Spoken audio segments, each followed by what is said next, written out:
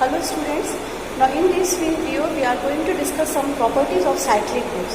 Now one of the important property of a cyclic group is stated in this theorem. The theorem says that let G be a cyclic group of order n and A be a generator of G.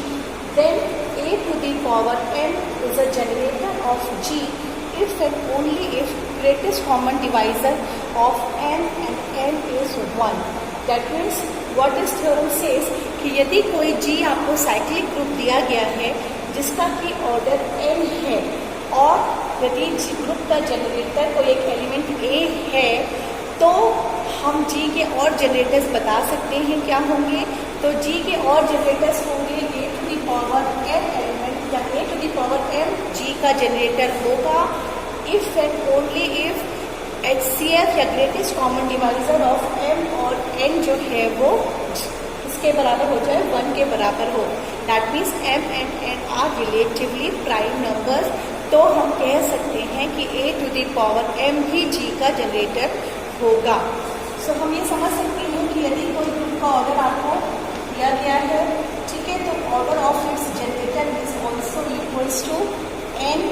Order of A भी n के बराबर हो गया तो G के और generators क्या होंगे A to the power m होंगे जहाँ पे m और n का ग्रेटेस्ट कॉमन डिवाइजर 1 के बराबर है या फिर m और n जो है रिलेटिवली प्राइम नंबर्स हैं. Now we will consider one example of this theorem. Consider the example of that theorem. यहाँ पे आपको क्वेश्चन फाइंड प्रॉब्लम दी गई है. Find the generators of this cyclic group of order 8. ठीक है, आपको दिया गया है कि G एक साइक्लिक ग्रुप है जिसका कि ऑर्डर 8 है तो हमें इसके जनरेटर्स फाइंड करने हैं कि इसके जनरेटर्स क्या होंगे. तो हम मान लेते हैं कि G साइक्लिक ग्रुप है तो suppose G is generated by an element A. G A से जनरेटेड है. सो यदि G का ऑर्डर 8 है that means order of A भी क्या हो गया 8 हो गया.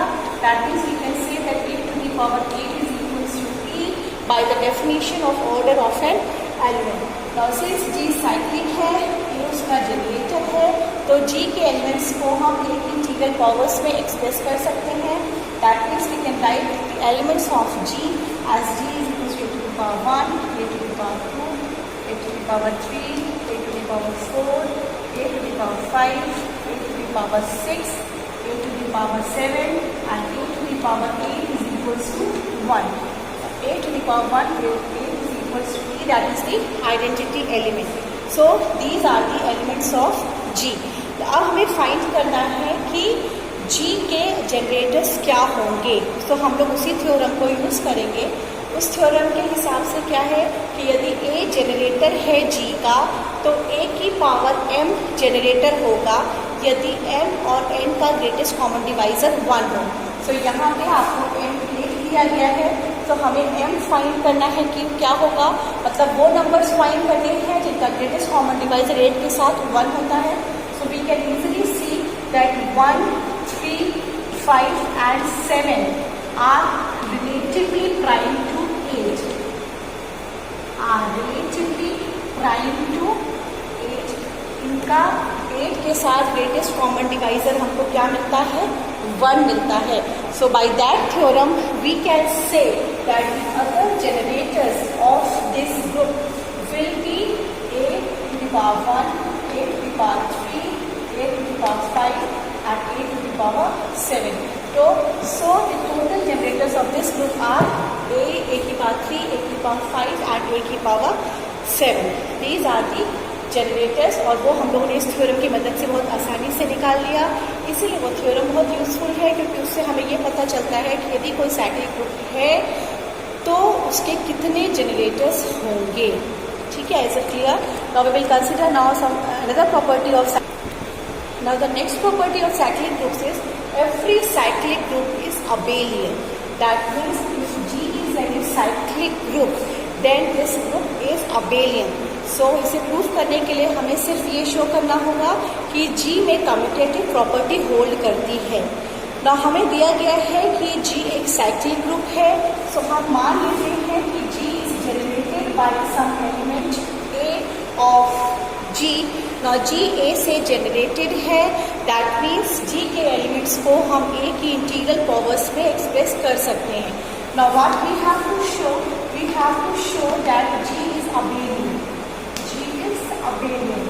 सो that means if we consider two elements of G, तो उनका प्रोडक्ट कम्यूटेटिव हमको मिलना चाहिए.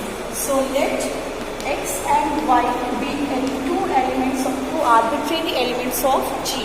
तो x और y यदि G के कोई भी दो arbitrary elements हैं, since G cyclic है, हम इन elements को एक integral powers में express कर सकते हैं. So that means there exist some integers r and s such that x is equals to a to the power r and y is equals to a to the power s. Now we consider the product x into y.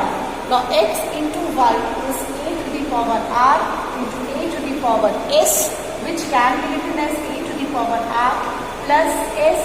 Now we know that r and s are integers, and the set of integers forms a group with respect to addition, forms an abelian group with respect to addition.